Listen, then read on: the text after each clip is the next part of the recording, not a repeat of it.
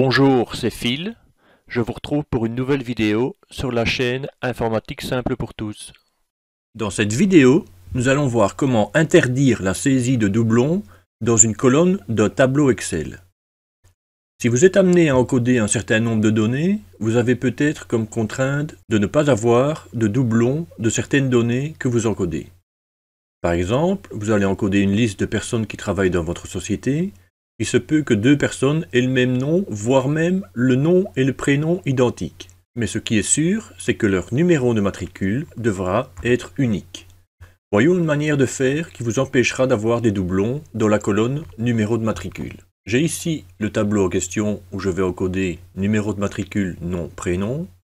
Donc on fera aucune condition sur le nom et prénom vu qu'il est tout à fait possible dans une grande société d'avoir des personnes qui ont le même nom et prénom.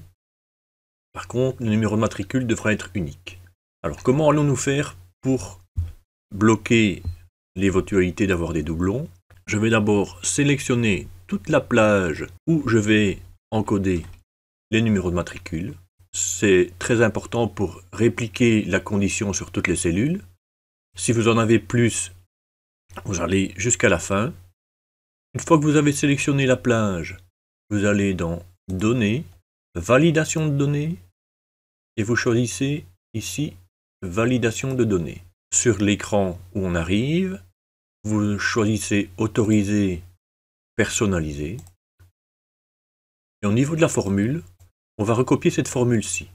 Égale nb.si, entre parenthèses, le début de la plage qui doit être fixe, donc c'est pour cela qu'on met les dollars, $D, $5, vous adapterez avec votre cas à vous.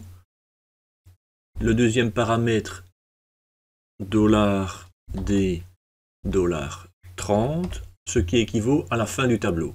Si votre tableau est plus long, ce ne sera pas 30, ce sera peut-être 100 ou 150, peu importe.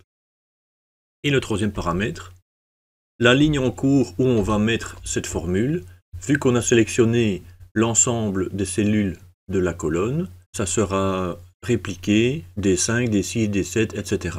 Donc on met au départ D5, et la condition pour que ça fonctionne, c'est que ça soit égal à 1. Donc en français, ça veut dire quoi?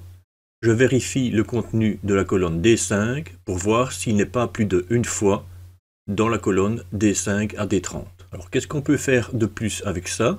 On peut ajouter un message qui dit qu'on devra faire stop dans le cas où ce n'est pas égal à 1. Et on met comme petit message le numéro de matricule existe déjà.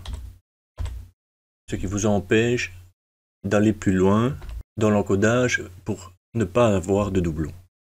Je fais OK pour valider tout ce qu'on a fait. Et lorsque j'essaye d'encoder, imaginons que le premier numéro de matricule, ça soit 10, pas de problème. 20, pas de problème. 30, toujours bon. Et à nouveau, ici, j'essaye d'encoder le 10. Il me dit, le numéro de matricule existe déjà. Qu'est-ce que j'ai comme possibilité? Réessayer. Dans ce cas-là, je peux réencoder autre chose. Je m'étais trompé, en fait c'était 35, c'est bon. Je réessaye, 10, il ne veut pas, et si j'ai fait annuler, ben là il efface. C'est une manière très pratique d'empêcher l'encodage des doublons, surtout si c'est un très long tableau et que plusieurs personnes sont amenées à faire de l'encodage, ils ne sont pas censés remonter plus haut, voir tout ce qui a déjà été encodé, donc c'est une manière vraiment efficace d'empêcher cela. Dites-moi si vous trouvez cela utile, n'hésitez pas à mettre en commentaire vos questions. Je pourrais faire d'autres vidéos en rapport avec l'encodage ou les filtres sur les doublons. Imaginez que vous avez un tableau que vous recevez et vous voulez réellement voir s'il y a déjà des doublons dedans parce qu'aucun contrôle de saisie n'avait été fait. On pourra toujours compléter cette vidéo avec d'autres questions de votre part. La vidéo est maintenant terminée, j'espère qu'elle vous a plu. N'hésitez pas à visionner les autres vidéos disponibles sur la chaîne et à vous abonner. À bientôt pour d'autres vidéos.